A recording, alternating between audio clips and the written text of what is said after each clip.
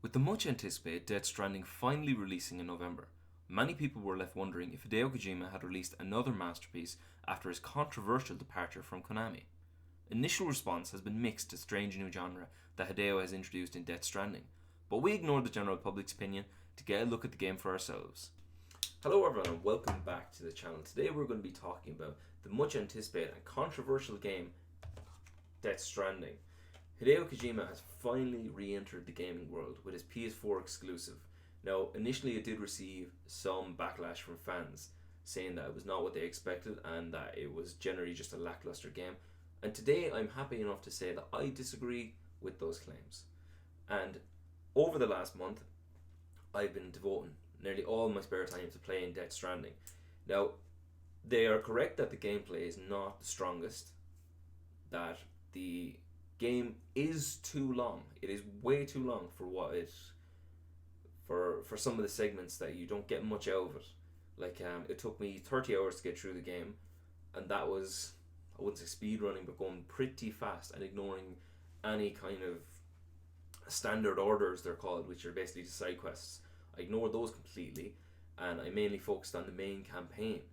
I did very little kind of messing around. Like I did some of the extras, let's say like with BB. I tried everything once, but didn't go back to them. The game itself, I think, is being viewed incorrectly by some people who are very negative about it.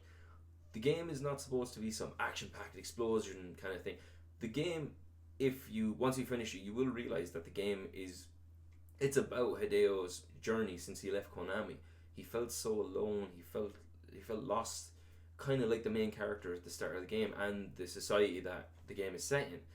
And towards the end of the game, you start to reconnect. You start to build your connections. You start to realize that the world isn't as broken as you thought, but it still needs to be fixed.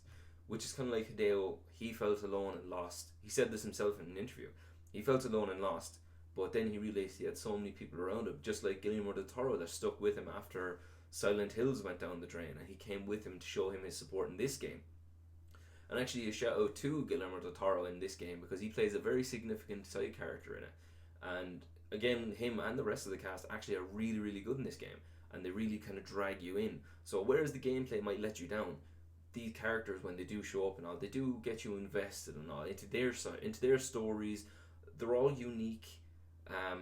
There's rarely a character in it. Well, the main characters. There's rarely a main character in it that makes you just kind of go, oh god, I don't want to deal with this idiot.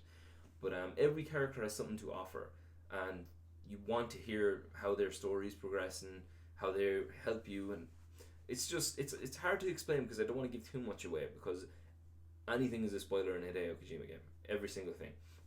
Like, even, like, it's not a secret that you have a baby strapped to your chest, like, that's obvious.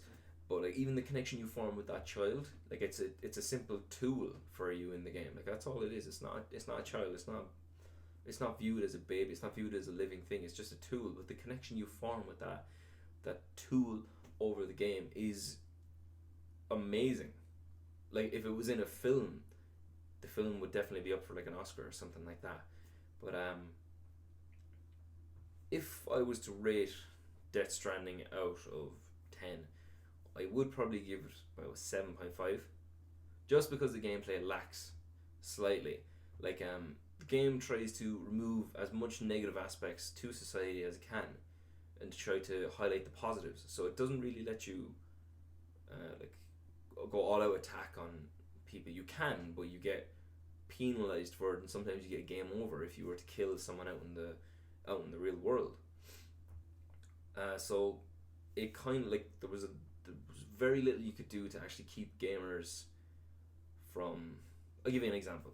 There was one segment where, like, the map is divided into regions. When I reached a certain region, it was kind of a snowy atmosphere, and I just stopped because I just couldn't keep going. I was just like, no, because the regions take like 2 or 3 hours depending on which one it is to get through, and I just thought, like, I can't trudge through the snow for 2 to 3 hours, lugging an extremely heavy amount of cargo on my back while Sam's suit is degenerated completely and all his equipment is gone. So I just had to stop and come back with a fresh mind. You can't plow through this game because you won't appreciate it at all. You need to take rest breaks.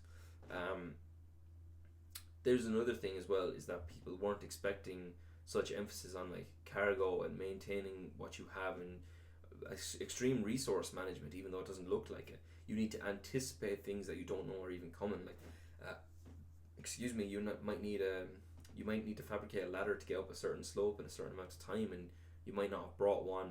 You might encounter BTs, the extra, they're not extraterrestrials, the supernatural forces that inhabit some lands, and you might have the equipment you need to get past them. Like, you can try to take them on, but there's no point really. There's too many of them. You can sneak past them, which can be a bit dangerous depending on how inhabited they are in the area. Um, all the while maintaining Sam's stamina, his health, BB's anxiety level, because if BB gets too anxious, he doesn't work anymore. You have to bring him back and give him a good rest in your private room.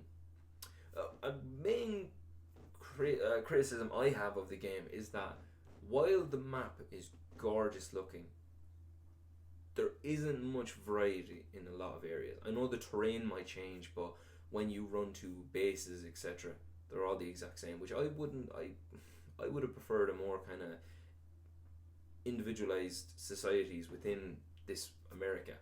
Like, you go to like certain like way stations, they're called, to reconnect this whole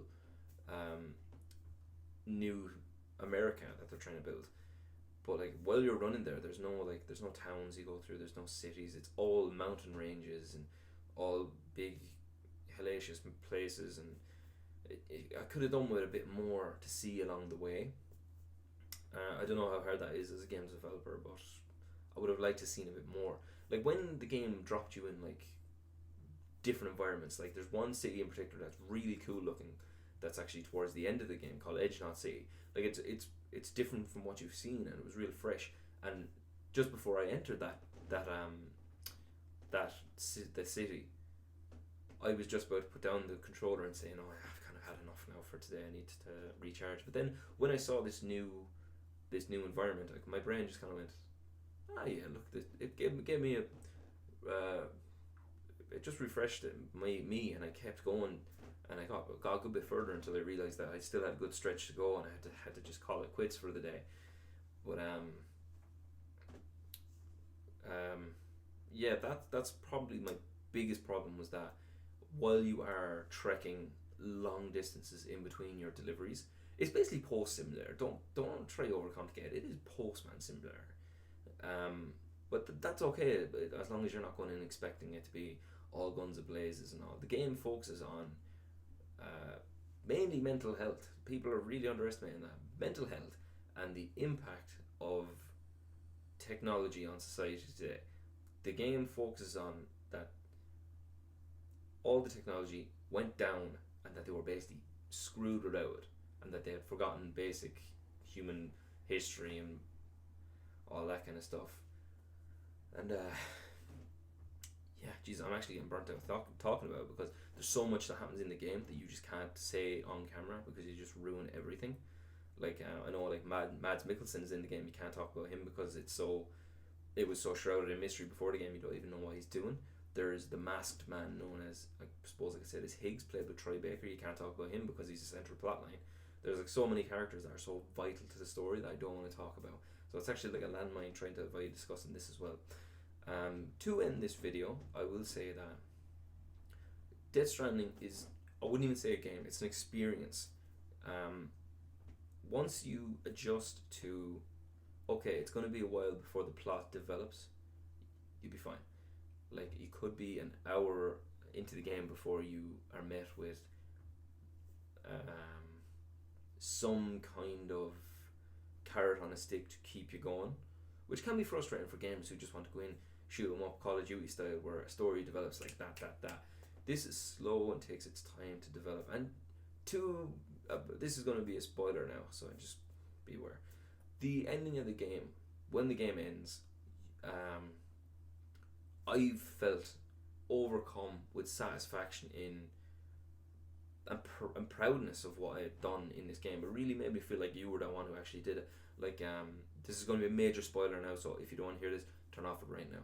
Towards the end of the game, you are challenged to basically go from the very end of the map back to the start of the map. You can choose whatever mode of transport you want. You can't fast travel. You have to run the whole way across. And while you're running, you pass by places you've been, like little buildings and post boxes and stuff like that, and you're reminded of the journey you made along the whole way. You have to terrain across kind of rocky, hilly areas. You've nice green fields, snowy mountains, all the way back to your main HQ. And while you're doing that, the game like kicks in with like songs and stuff like that, and it's just really like you feel proud that you came this whole way, and it wasn't easy. As a gamer, it wasn't easy to get there. So I know a lot of people are gonna start up. I did the same thing. I started up, and about 3 hours in, I just went, "No, this is not for me. This is not for me at all." But once you start to get like upgrades and all that kind of stuff, the game becomes a bit more fun. It lets you do things your way. There's no set way of reaching certain areas or certain people. It gives it to you. It's like, right, you have to get to the top of this mountain. Go. And then it makes you consider, like, well, the weight of my bag is going to be too much. My power skeleton that helps me move freely and with less focus on balancing, that won't have enough battery, and I better pack another battery. It's good in that aspect of it, but I can see why it's getting a bit of criticism. For me, I couldn't see myself playing it again anytime soon because it just took so much out of me. But it gets a thumbs up from the guys at Gamecast anyway. And let us know what you thought of the game, if it wasn't what you expected, if it's more than what you expected. If people want us to talk about it more, we will. We just don't want to give away too many spoilers. So with that said, thank you very much, and hopefully Hideo Kojima doesn't wait too long before giving us another game. Thank you very much.